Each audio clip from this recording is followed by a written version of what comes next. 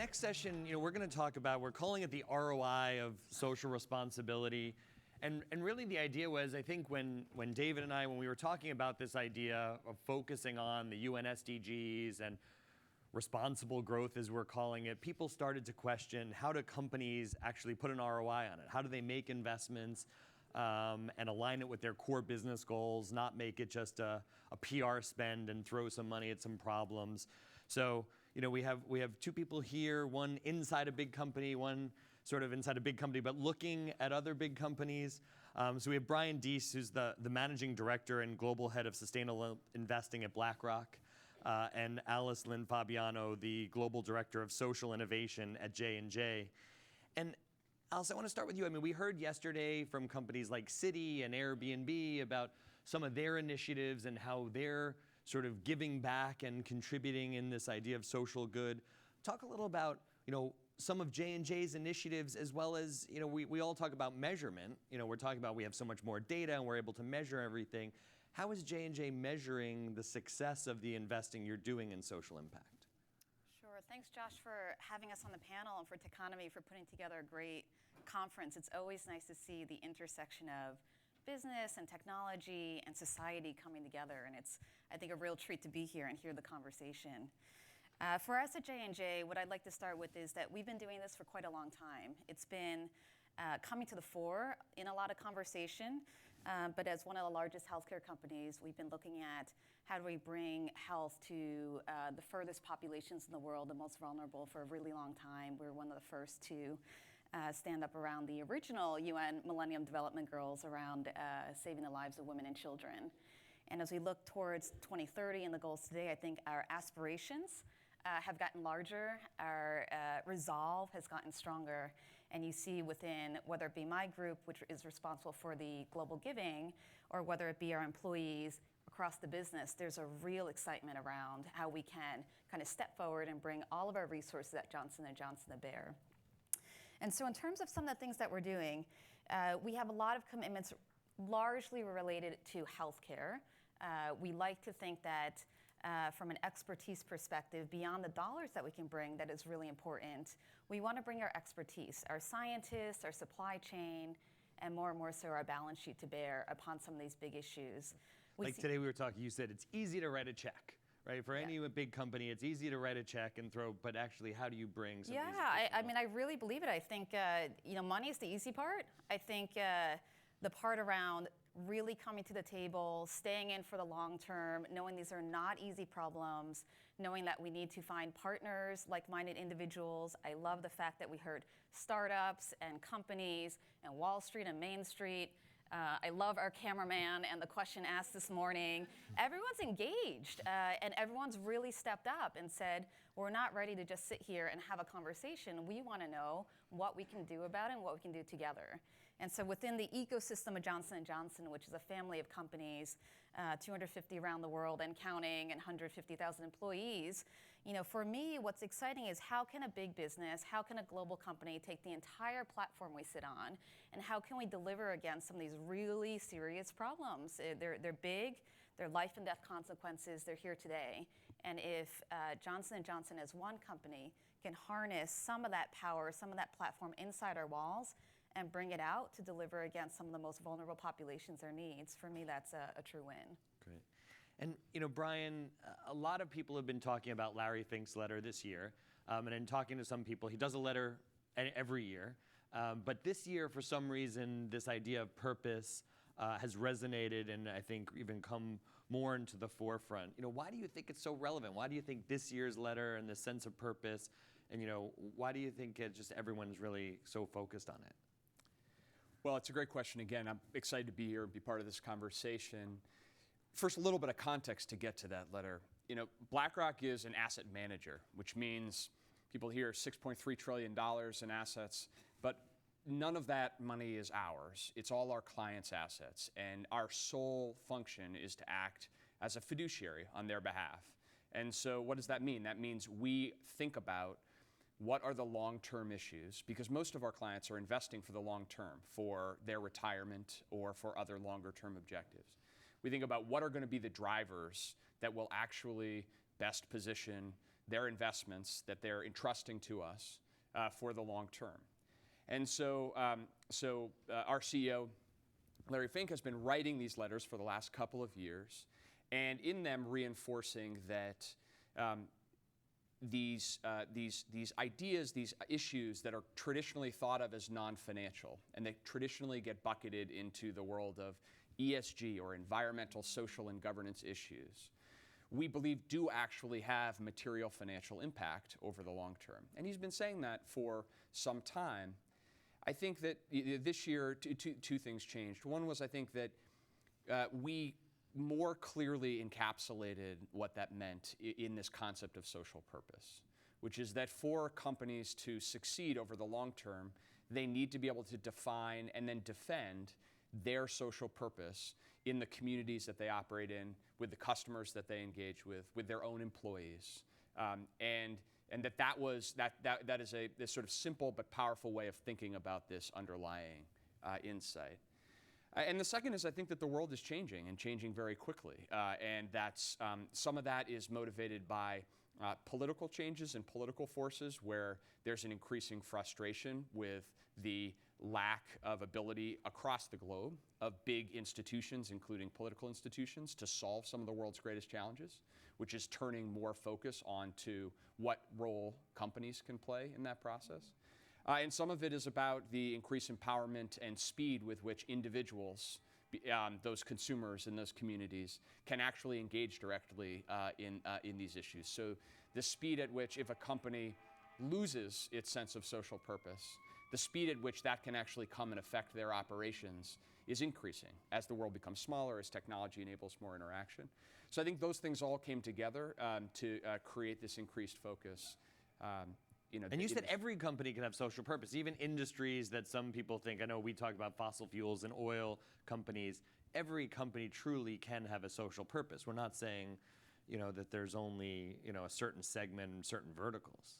Yeah, and I think this is the important part of the insight from our perspective where we sit, which is that our objective is not to try to define what is right or wrong, what the communities that companies interact with are going to accept or not accept, but instead, as a fiduciary, as an asset manager that wakes up every day thinking about what's in the best interest of our clients over the long term, we want to understand whether a company in whatever industry they operate in is actually able to articulate and defend that purpose across time. And so we've seen, we see companies that engage in practices that emphasize the short-term over long-term goals across industries, and as a result, they end up, paying a penalty over the long term.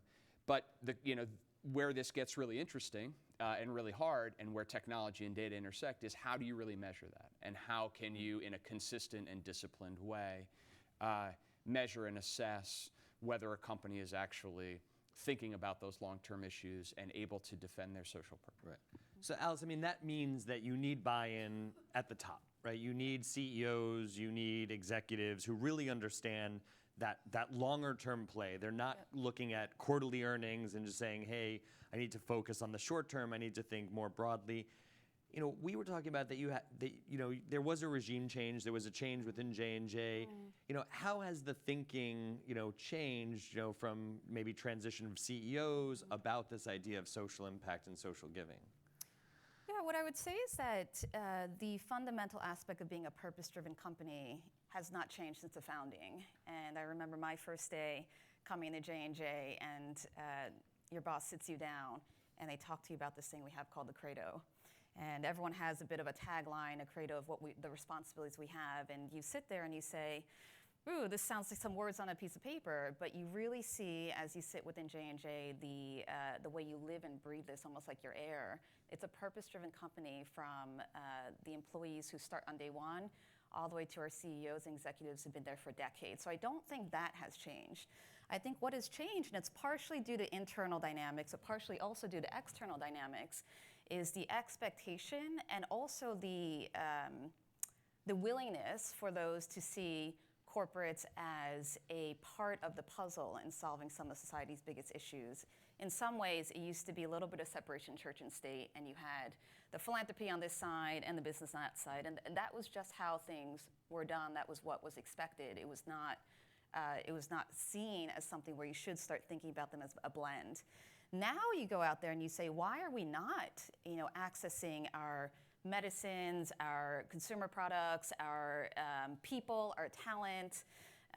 Why are we not looking at our technology? Why are we not looking at our human design-centered principles and delivering those same know-hows and expertise within a field that we know a lot about? And so, for example, one of the things that we've spoken to you a lot about was our Mom Connect program. It was looking at the power simply of a mobile phone in order to change the delivery of health information for people who did not have access to good health information.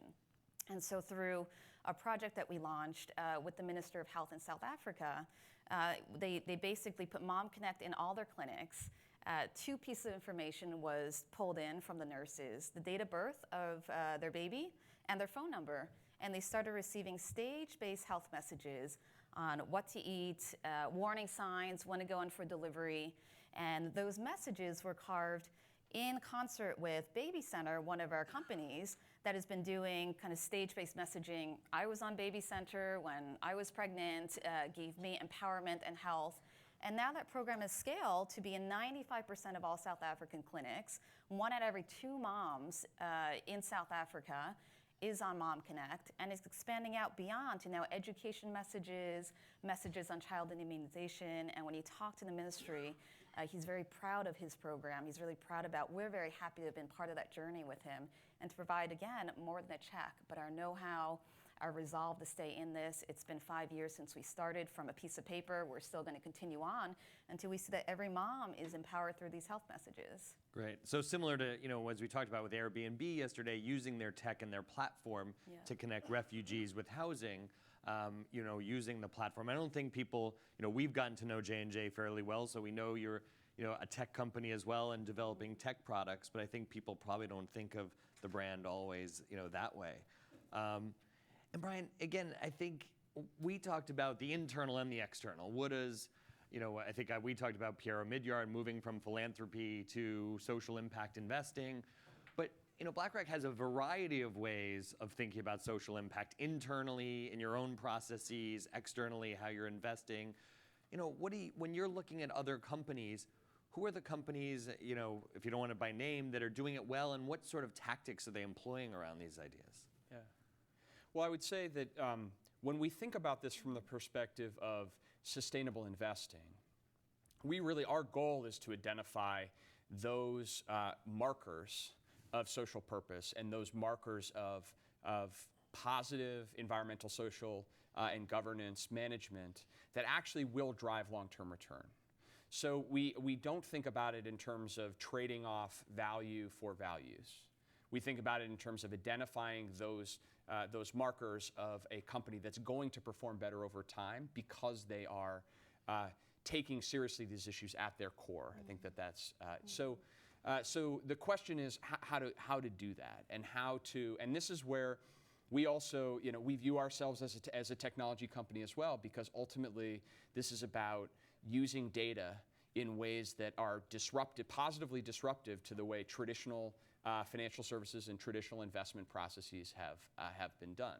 And so if you think about companies, to get to your point, if a company that is in a resource-intensive industry isn't thinking really seriously about its environmental footprint and its energy footprint as part of its core business, and if it doesn't have governance processes in place that make that clear, that that's part of the core responsibility of management, then that's a signal about their operational excellence, in addition to a signal that they may be more exposed to regulatory risks around governments combating climate change or other types of reputational risks because of environmental damages that they might be doing in their communities.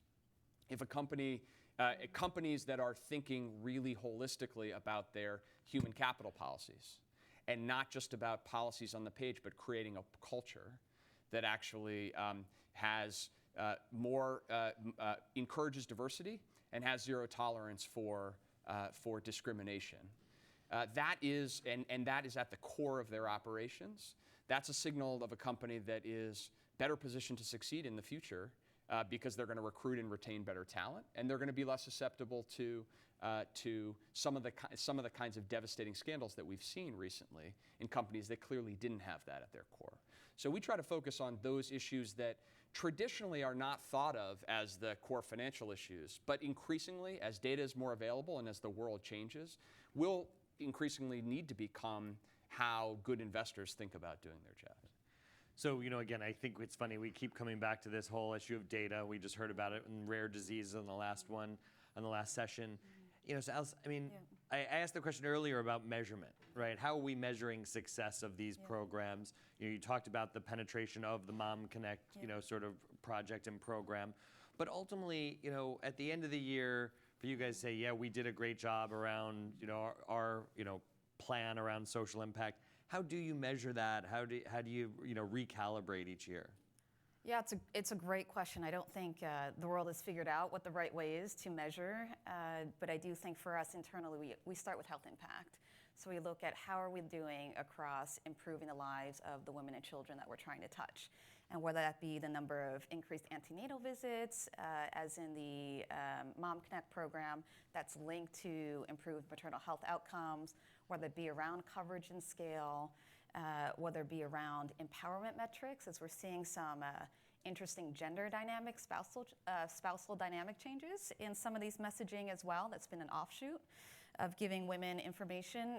They are very much focused on health impact. What I would say in the topic on the ROI, though, is that our approach is slightly different. I don't think anyone in our company says we should do good so that we can make a buck or we can do well.